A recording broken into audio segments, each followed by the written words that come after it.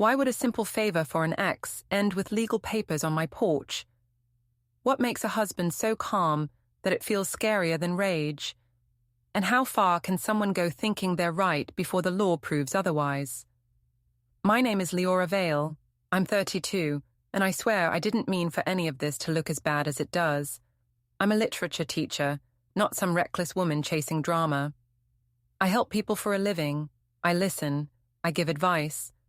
That's what I was doing when Adrian called. Helping.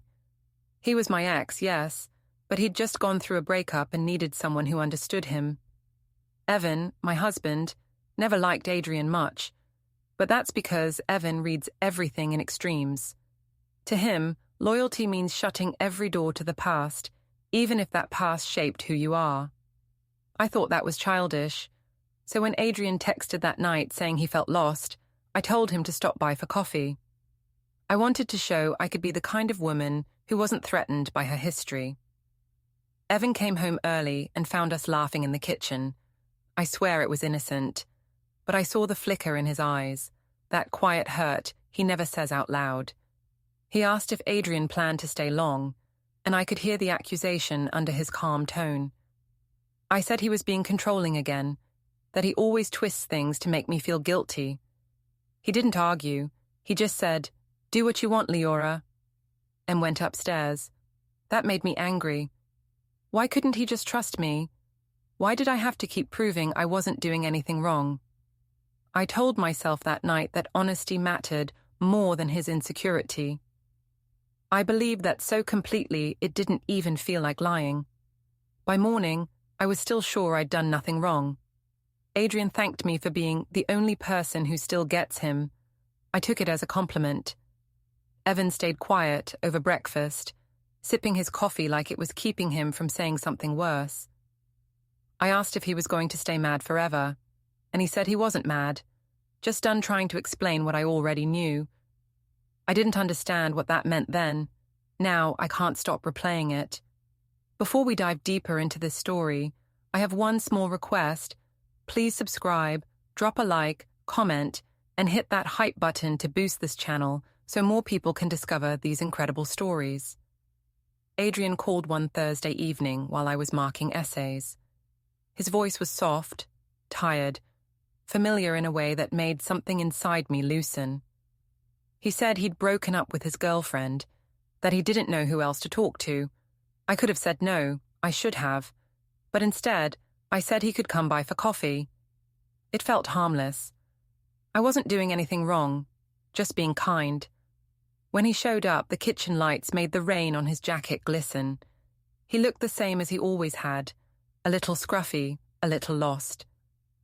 We sat at the table talking about everything except why he was really there. It was like we'd slipped back in time, before Evan, before marriage. Adrian laughed at something I said, and I laughed too loudly back. It felt good to be seen that way again. Then Evan came downstairs. He stopped halfway, staring at us. I smiled and said Adrian had just dropped by.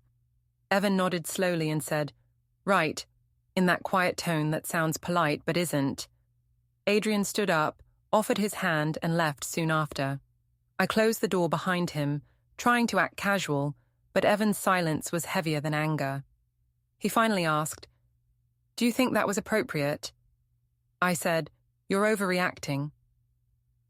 He said it didn't look like nothing, and I told him it wasn't my fault if he always assumed the worst.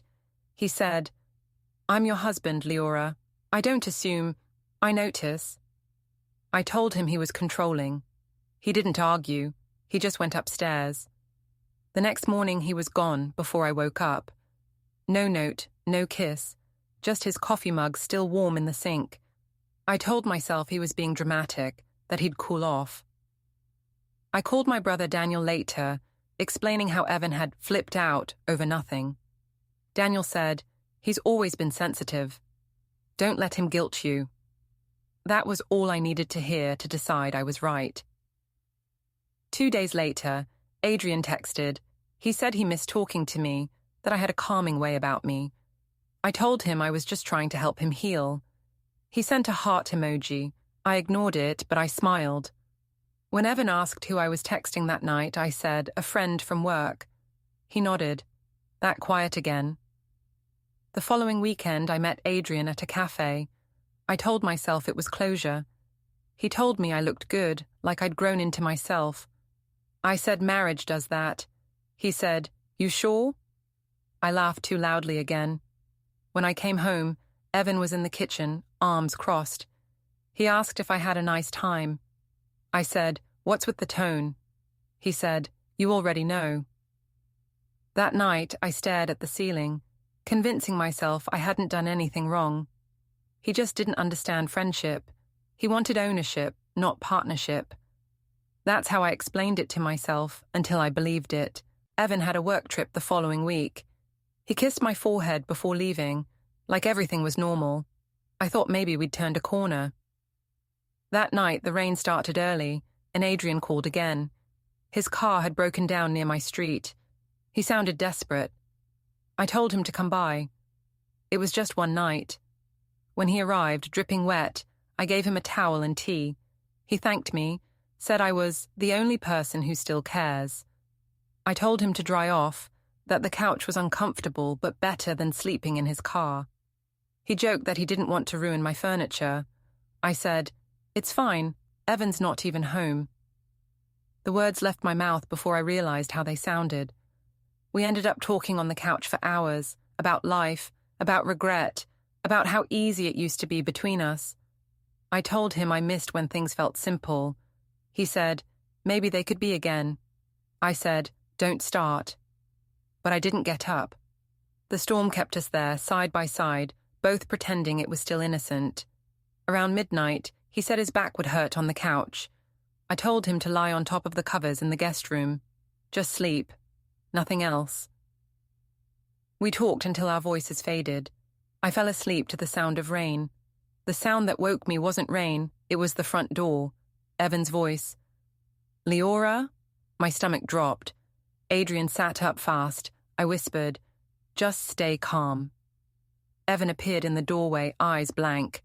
He didn't shout. He didn't ask questions. He just looked at us, me sitting up, Adrian half awake, and said, "I see." Then he turned around and walked out. I followed him down the hall, tripping over my own excuses. "It's not what it looks like," I said. He didn't stop. He went into our room, opened his suitcase, started packing. "You're making a mistake," I said. He zipped the case shut and said, "No, I finally see clearly." He kissed Mira's forehead on his way out. I asked where he was going. He said, "Somewhere peaceful." Then he left. Adrian mumbled an apology and left too. I stood in the doorway, rain soaking through my socks, watching both of them disappear in opposite directions. By morning, Evan's toothbrush was gone, and the bed felt too big. I called him 5 times. He didn't answer. When he finally texted, it was one line. "I'm safe." "Mira's with me." I replied, "We need to talk." He said, "We already did." Daniel came by that afternoon. He said, he told me what happened. I said, nothing happened. He just looked at me like he pitied me. I hated that look. I told him Evan was acting out of pride. Daniel said, or maybe self-respect. Then he left. I spent the evening scrolling through old photos, reminding myself that Evan had always been too serious, too closed off. I needed connection, warmth, something he couldn't give. I repeated that until it sounded true. But when the house went quiet and the lights dimmed, I caught myself staring at the door, waiting for it to open again. It didn't. The only sound left was the rain hitting the windows, steady and unforgiving, just like him. After a week of silence, I decided I had to take control of the story before Evan made me the villain. People believe the first version they hear. It's human nature. So I built one. At school, I let a few co-workers overhear that Evan had walked out without explanation. I added that he'd been under stress, that I was giving him time to sort himself out. It made me sound patient and loyal. They nodded, sympathetic. That small pity in their eyes felt like oxygen. Online, I posted a photo of Mira from last summer, captioned "Miss my little sunshine, can't wait for her to come home." Dozens of comments appeared within an hour. "Stay strong, girl. He'll regret it." I liked them all. Even when I knew some of those same people would message him later, pretending to be neutral, I didn't care. What mattered was that publicly, I looked like the wronged wife. But the quiet in the house grew unbearable. Every corner reminded me of his absence, his shirts missing from the closet, the silence of the coffee machine he used every morning. I texted Daniel asking if Evan had said anything. He replied, "He's staying with Mom. Don't contact him right now." I asked if Marjorie was poisoning him against me. Daniel didn't answer. 2 days later, a message from a colleague appeared on my phone. "Is it true Evan filed something?" I froze. I hadn't heard a thing. That night, when I checked the mailbox, there it was, a plain envelope, no return address. Inside, request for preliminary mediation, Vale v. Vale. My name printed neatly under respondent. I sat at the kitchen table for nearly an hour, reading the same paragraph over and over. The words didn't make sense. Evidence of emotional misconduct. What evidence? What misconduct? I called Evan immediately, voice shaking. He didn't pick up. I texted, "This isn't you. Please don't do this." No reply. Later that night, I saw that he'd untagged me from every photo on his social media. The wedding pictures, our anniversary post, all gone. I realized he wasn't bluffing. He was erasing me. The next morning, Marjorie called. Her tone was soft, deliberate. She said she'd be keeping Mira for another week, that stability matters right now. I told her she had no right. She said, "Evan has temporary custody for the moment." My ears rang. I accused her of manipulation, of turning my daughter against me. She just said, "Mira's doing fine." I hung up before I started screaming. I went to work the next day pretending everything was fine. During lunch, 2 teachers whispered near the vending machine, and I caught my name. She said it was nothing, one murmured, but his lawyer wouldn't file over nothing. My throat tightened. That was when I understood how quickly a reputation collapses. One whisper, one assumption, and suddenly everyone's already decided who you are. That evening, I tried again to reach Evan. When he finally answered, his voice was calm. Too calm. I said, "We need to talk, not through lawyers." He said, "We tried talking for years. Now it's time to listen." Then he hung up. I threw the phone across the room. The crash echoed through the empty house, followed by silence so deep it made my ears ring. I wanted him to scream, to argue, anything but that quiet certainty. Because his silence meant he'd already made up his mind, and maybe, deep down, he'd been making it up long before Adrian ever came back into the picture. The law office smelled like paper and lemon polish. I sat across from Grace, my lawyer, trying to look composed while my hands trembled under the table. Evan sat at the far end beside his attorney, eyes steady, face unreadable. For a moment, I felt something close to pride. He still couldn't look angry even now. That had always been his weakness, too calm for his own good. Grace started with polite introductions, then Evan's lawyer slid a folder toward me. I opened it and froze. Inside were screenshots of my text with Adrian, photos of his car parked in our driveway overnight, even a time-stamped video from our doorbell camera showing him entering at midnight. My throat closed. "This is absurd," I managed. "He was stranded. We didn't do anything." Evan didn't look at me. His lawyer said, "Mrs. Vale, this isn't about physical infidelity. It's about emotional neglect, deception, and the effect of both on your child's well-being." Her tone was clinical, detached. Each word chipped away at me. I turned to Evan. "You're really doing this? You're dragging our daughter into this just to punish me?" He said quietly. "I'm keeping her safe from the way we treat each other." Grace put a hand on my wrist, a silent warning to stop. I bit my tongue, tasting blood. The rest of the meeting blurred. Custody schedules, financial separation, visitation conditions. When they mentioned temporary full custody to Mr. Vale, I snapped. "You can't just take my child," Evan's lawyer said. "You're not losing her. You're restructuring access until stability is proven." I wanted to laugh at the coldness of those words. Stability, like love, was a math problem. When it was over, Evan gathered his papers neatly while I sat frozen. He said nothing as he walked out. I followed him into the hall. "Evan, please, we can fix this." He paused, finally meeting my eyes. "You called betrayal compassion, Liora. That's not something I can fix." Then he left. I stood there staring at the empty corridor until Grace came to collect me. "You need to stay calm," she said. "Anger will only strengthen his case." I wanted to tell her I wasn't angry. I was humiliated. That was different. Later, I drove to Marjorie's house, convinced she'd talk some sense into him. She opened the door, expression polite. I asked to see Mira. She hesitated, then called her from the living room. When Mira appeared, she stopped a few feet away, clutching a stuffed toy. "Hi, baby," I said, kneeling. "I missed you." She nodded but didn't move closer. "Daddy says you're sad," she said softly. I forced a smile. "A little, but it's okay." She studied my face for a moment, then whispered, "You don't look okay." I didn't know how to answer. Marjorie gently took her hand and led her back inside. "You should go home," she told me quietly. "Let things settle." I wanted to scream that I was her mother, not some guest. Instead, I just said, "You've always wanted this." She said, "No, I just stopped pretending it couldn't happen." Then she closed the door. The drive back felt endless. I kept seeing Evan's face in the hallway, calm and certain, the way he'd looked when he said you called betrayal compassion.